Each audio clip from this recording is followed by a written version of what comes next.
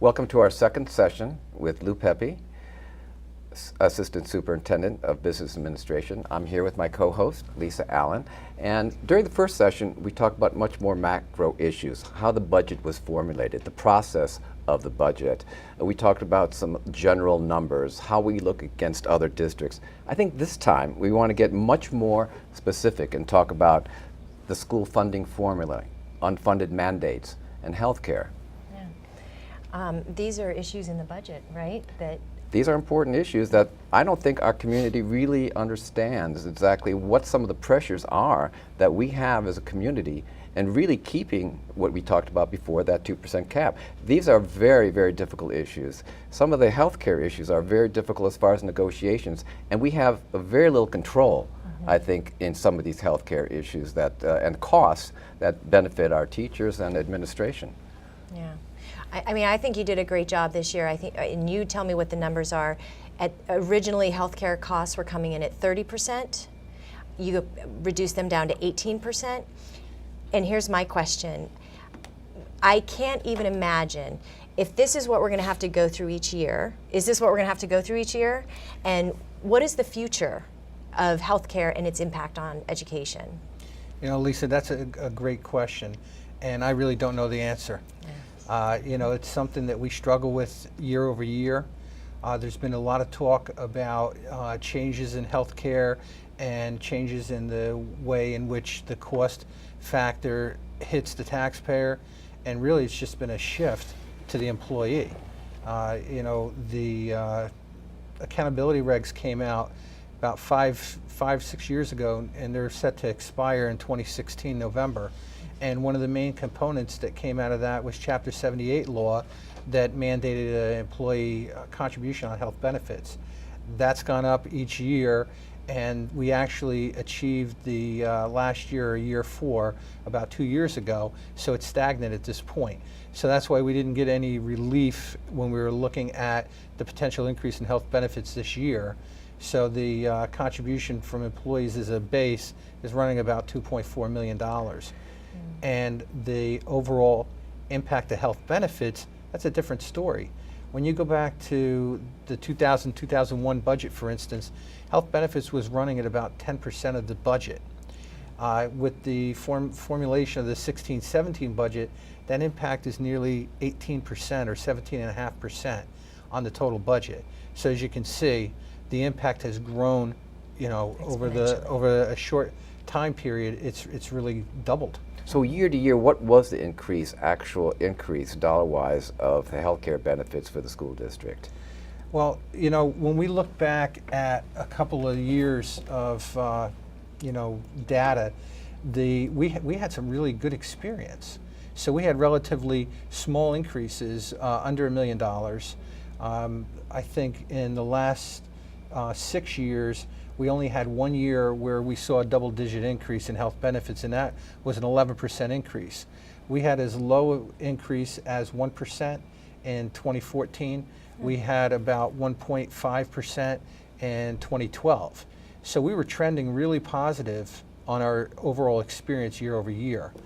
Lisa, the way you had kind of introduced the topic, and you said that, you know, I was able to bring it from 33 down to 18. You know, I'd like to take all that credit, but really it's the job of our brokers. And we work with Brown & Brown. Other districts, a lot of districts work with Brown & Brown, but every district has a broker in the market looking at carriers just like any other business. Going back to, you know, the business of education I had explained. Right. We are a business, and this is a function, George, just like in your firm, where you have to look at your costs. And the first question we had to ask is, are we with the right carrier? Do we have the right vehicle? We have a minimum premium arrangement where we actually benefit when our experience is good. As our experience worked out not so good over the last year or two, like any other company, when it comes time for renewal, you get hammered. So, you know, the fact that we have a good handle on where we actually are, and I do monitor that on a monthly basis, I follow the money. So I look at the cost that we're paying out to cover claims versus what we deposit to cover the claims each month. So by the time I have a conversation with the broker, I know if our experience is actually trending positive or negative, and it's a way in which to protect the district from a higher renewal that's not warranted. Right. And that's how we were able to leverage some of the renewal reduction. You know, I just want to jump in because we were talking during the break about how healthcare has changed too, where the full-time versus non-full-time. So there's fluctuations in healthcare regarding non-full-time substitutes, for example. Do you want to touch on that? The Affordable Health Care Act has really brought about a lot of change for districts in the way in which we operate or plan with our temporary help. And substitutes definitely fall in that category. We also have to look at aides. And the way the law was structured, it's a matter of any employee who works on average more than 30 hours per week. And it's also a measurement of so many hours within the month you would qualify for the health benefits. It's a basic level of benefits. It's different than the benefits that are afforded your regular line item staff members who have benefits as part of their contract. However, there's still an expense. So that alone added about $300,000 to $400,000 of our budgetary increase in the area of health benefits, simply because of the fact that our aides all work over 30 hours and will be entitled to benefits under the new law. Right. The substitutes we're still, monitoring, tracking to make sure that we don't unnecessarily find ourselves in a position that we have to offer benefits. But it's a challenge. Healthcare is so critical here, and the balancing act, to me, seems extraordinarily difficult. In other words, when you have healthcare costs going up at the kind of clip we're talking about, this is shared by everybody. This is shared by teachers, this is shared by administrators, and this is shared by the taxpayer as well. And I think that that balance is difficult, especially when you get into negotiations with teachers. And we've read about that given the healthcare increases, many teachers throughout the state don't feel that there's the raises that they have that are appropriate given the healthcare costs. Not their fault and not our fault. It's something that we have to deal with, and it's really sacrifices from the taxpayer as well as administration and the teachers.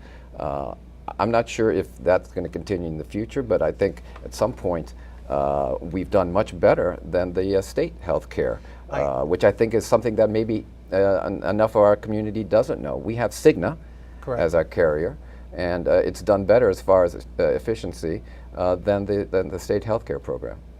Yeah, I think you just hit on two different items within health benefits, and I'm going to start with the employee contribution and the negotiations, collective bargaining agreements. I think health benefits are going to remain on the table and collective bargaining into the near future, just as they have been in the last 20 years I've been involved with budgets. I think what you're starting to see is the difference of employees as aware consumers of healthcare looking to meet with the board's requests in some instances, looking for perhaps higher deductibles, less out-of-pocket plans, and I think that's going to provide more of a cafeteria-style offering that in the past would have had to be, negotiated tooth and nail. I think today you're going to see more of a partnership in that respect. I think that you're always looking at increases in co-pays and whatnot, depending on the type of program you're in. So that's more than certainly going to be part of the discussions in the future. Yeah. I think going back to the district's performance, one of the questions people had asked is, the state health benefits, they were throwing a number around of 7%. And if you remember, we got a growth adjustment in the area health benefits, and it was 5.7%, which allowed our cap to be adjusted to 2.7. So the question became, well, if the state health benefits are going up 7%, why are we in this plan with Cigna at a potential 18% increase? So I thought that was a legitimate question. What people don't realize is the state health benefits, that's a composite average number. So you would have to look at what is the actual performance of your district relative to the group. So I asked our brokers to take our numbers and plug it in to the state health model and see how we actually perform, because we know what our history has been. So we looked at that 6-year average. In 5 of the 6 years, we outperformed the state health benefits. In 2011, had we been in state health benefits, we would have had a 25% increase. That particular year, we had about a 5.6% increase. not only have we outperformed the state health benefits as a group in Summit, but we also, with our minimum premium, have generated fund balance in years in which we had excellent experience. So that helped us restore and actually add to some of our reserves that we now carry that we didn't have in the past, like capital reserve in case you have to do roofing or any other health and safety type project.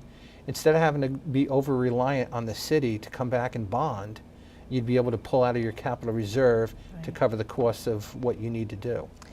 So I'm hearing that there's no solution right now for healthcare.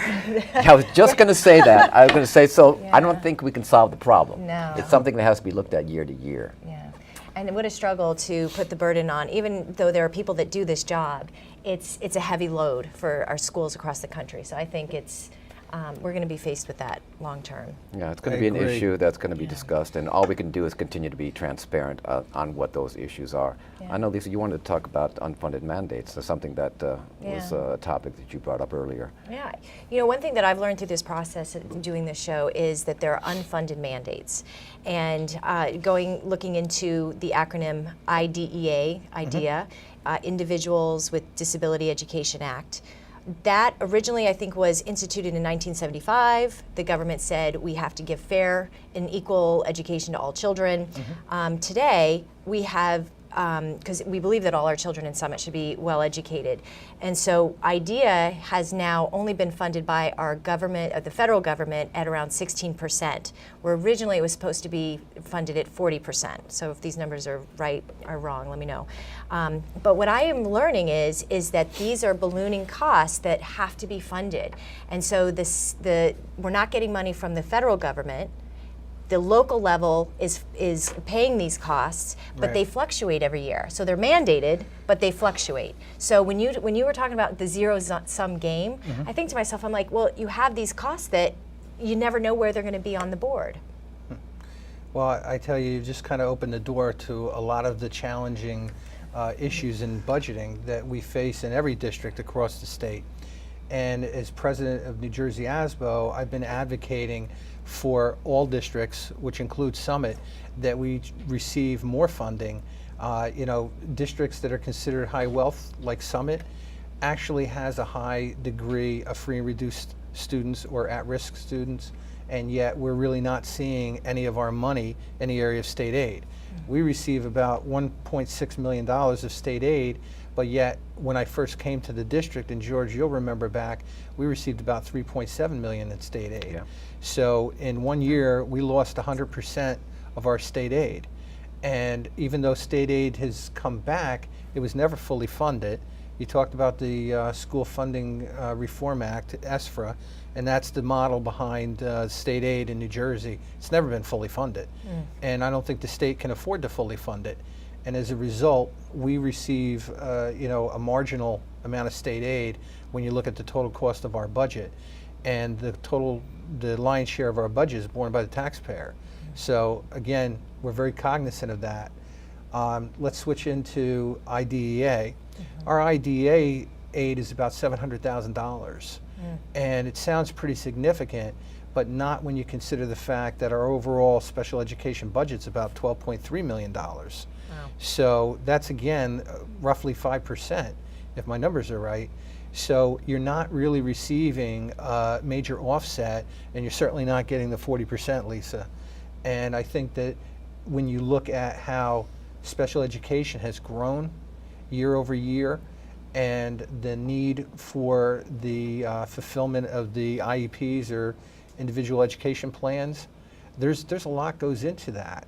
I could break down the special ed budget for you roughly, but instruction, again, is about $7 million of that. Tuition out of district placements is about $2.5 million.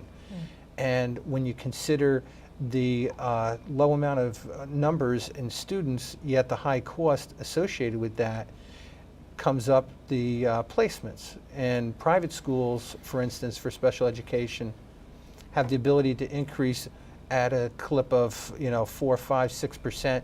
In some cases, we've had letters where they're authorized to increase tuition over 10%. How do we compete with that when we're in a 2% environment on our side of the total budget. So 18% of our budget, I think that's what we talked about before, is Yep. allocated to special education.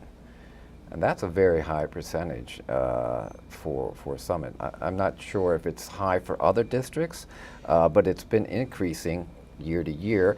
I'm not saying it shouldn't be increasing year to year. There are the special needs that we have to take care of. But how do we compare with other districts if you have those kind of numbers? Actually, we compare quite well. I think nationally, special education is roughly around 20 to 23% of a district's operating budget. So the fact that we're at 17.8 or 18% here in Summit is pretty remarkable. And I think that that's really due to the high competency and quality of our child study team led by our director, Dr. Jane Kachmar-Desone. She's somebody you should have on your show. Very interesting individual, very smart.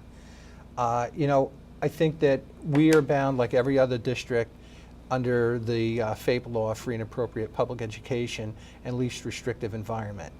And our child study teams work to ensure that the needs of the child are met in a way that they have engaging program just like our regular ed students, and that they have the best program available. That's why in some cases we do send students out of district.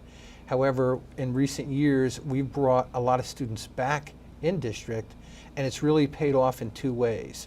Most importantly, the value of the educational program in Summit is second to none. And the value add of being educated in town with your peer students is incredible, especially when you have mainstreaming opportunity. Yet at the same time, you know, I'm a money manager, and it's financially more sound to bring those programs in district than to pay other districts and cover their overhead to run a program that you could run if you have the talented, you know, teacher, staff, and space. And you mean out of district, that we hire a bus and assistants to take children to schools that can service their needs because we can't necessarily do it here? Transportation accounts for about $500,000 of added expense to transport students out of district. Yeah. Okay. So in and of itself, bringing students back, which, Lou, I think it's been an objective of the Summit School District for a while. Yes. At least since you and I started together years ago. And it's working. It's paying off. You know, we're seeing year over year, we're actually seeing an increase in opportunity to pull other students from other districts that recognize the quality of our program here in Summit. And instead of us budgeting tuition going out the door, we're starting to budget tuition on the revenue side, where we're receiving tuition paying students from other districts. So interesting. Well, and I just want to say this, in February, Governor Christie gave his budget proposal, and he had said that he was going to give an extra 4% to schools.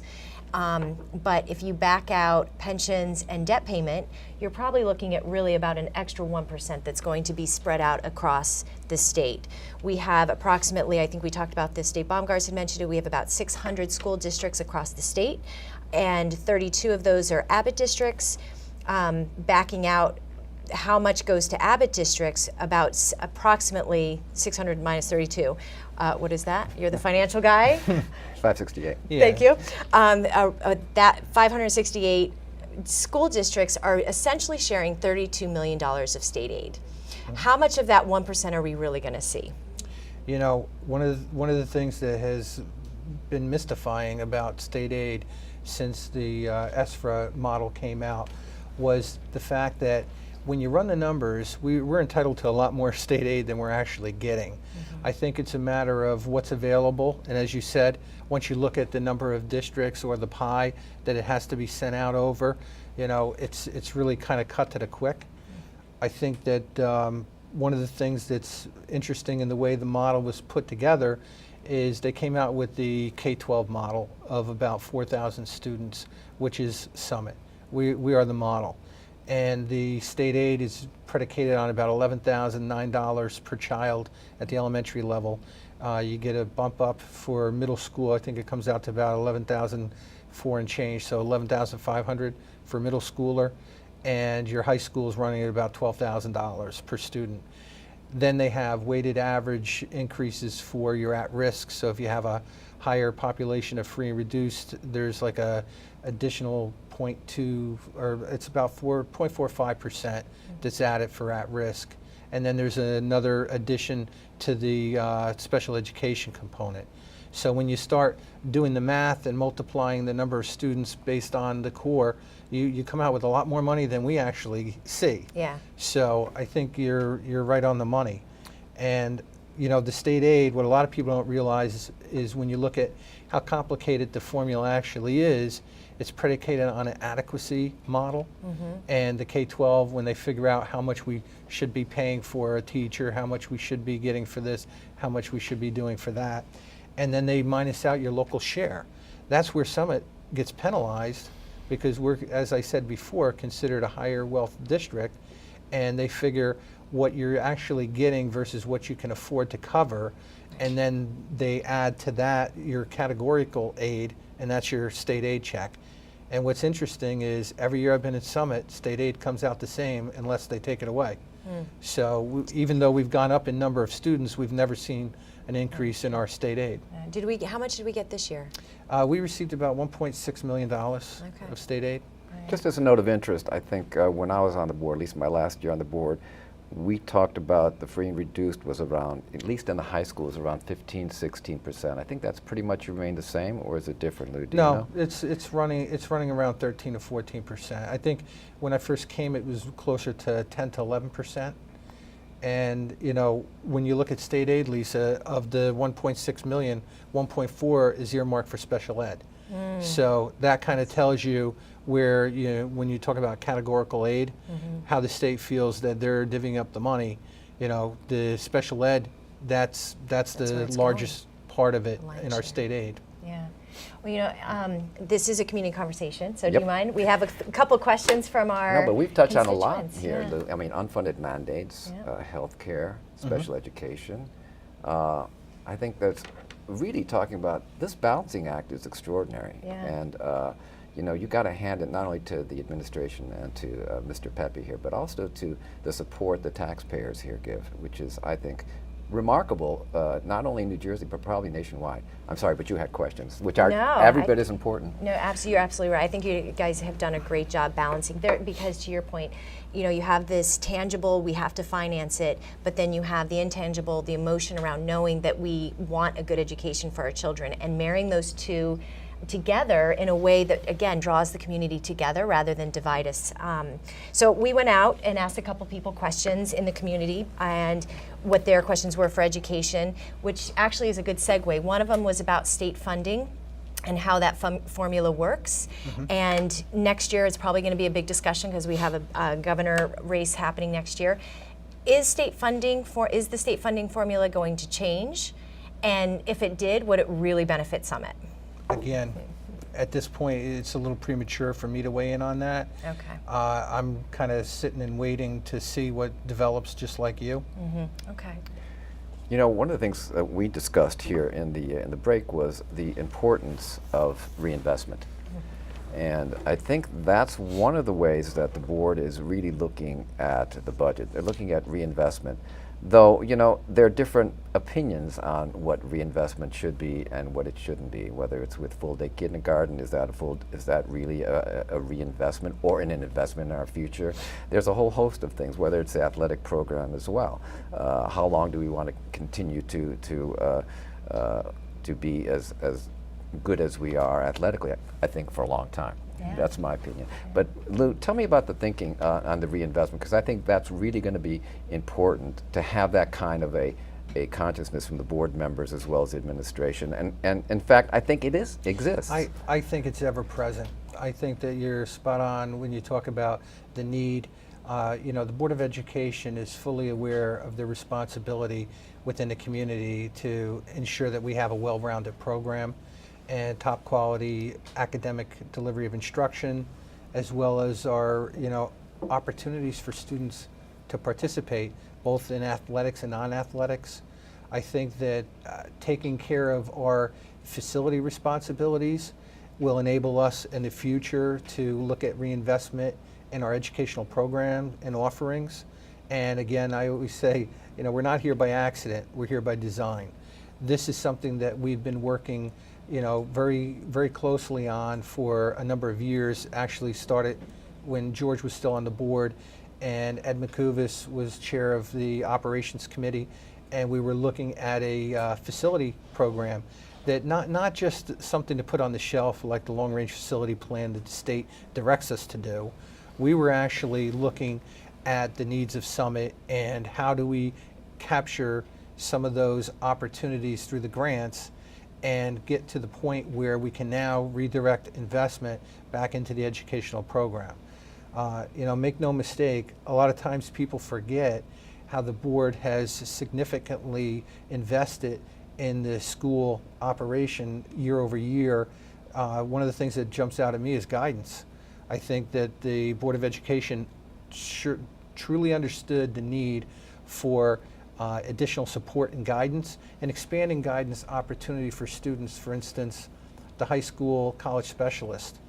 That was a position that originally came into the budget through the assistance of the SEF, and they have been a phenomenal partner, and they continue to allow us to operate with innovative ideas that perhaps we couldn't, and in many cases we just do not have the resources to operate within our budget. However, through that partnership, we brought that into the budget, and it's now fully funded and supported as part of our annual operating budget. That's an opportunity, Lisa, that allows every child in the district to have access. So whether you're coming from one of our elementary schools like Brayton or Jefferson or Lincoln Hubbard or Franklin or Washington, you're going to get to the high school. And that's why when we look at program change at the middle school, it services every child. When we look at program integration and change at the high school, it captures every child. When we look at our elementary schools, we make sure that we have the same opportunities available regardless of neighborhood. So that's another challenge that we always have to make sure that we maintain equity. And I think that we do that well. There's a balance there on all of those things that you said, on meeting the needs of all students, whether it's academics, theater and music, athletics, or the volunteerism that's really critical for all these students as well, and for us as a community. So there's really 4 pillars there that we're having to balance and deal with. I think that's important. I think there's other questions that you might have had as well. Yeah, I have tons of questions still, but we are wrapping up almost. Our show's almost done, but I think, things that we really have to look at for the future is what I've learned, healthcare. We got to stay on top of that, really watch what's happening, see if there's any new things coming out that can help reduce those costs. We keep an eye on IDEA and understanding that component of the budget. I think before we close, one item that just came up, you just sparked it, is healthcare. One of the things I did want to make sure that the community is aware of, and it came up in questions during the budget process, is are we doing enough as a business, as an organization, to try and improve the experience? And one of the things that I was happy to share is that we had our very first ever health fair district-wide at the high school last year. And that was again geared towards trying to improve overall employee opportunity and experience.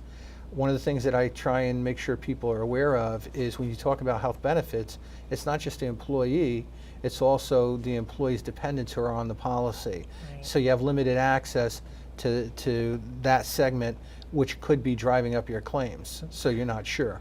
Lou, Lisa, thank you very much. It's been great having you here. You've been our first guest in these community discussions, and it's great seeing you again as well. Likewise. We try to keep up quarterly at least, Lou and I. we got our pins. We do have our pins, and they're the on. pins look great. It's a nice color.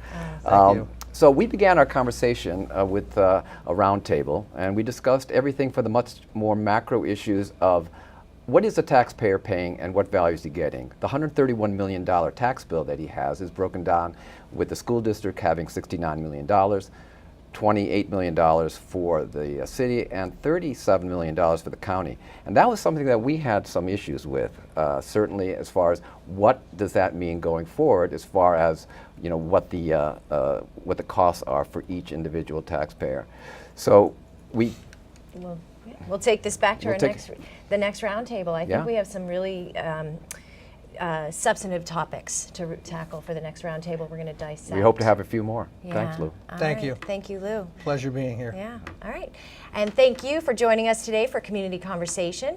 If you liked what you heard, you have questions, comments, engage with us on Facebook at Hometown TV.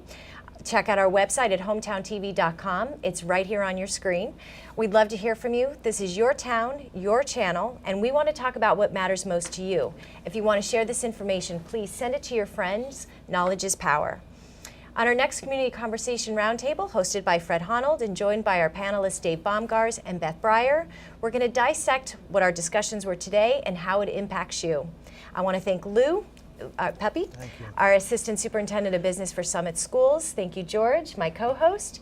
Both of you were very succinct in explaining how to tackle issues, and we hope that you take away information that helps you advocate better for your child, for your school, and for you personally. See you next week. Thank you.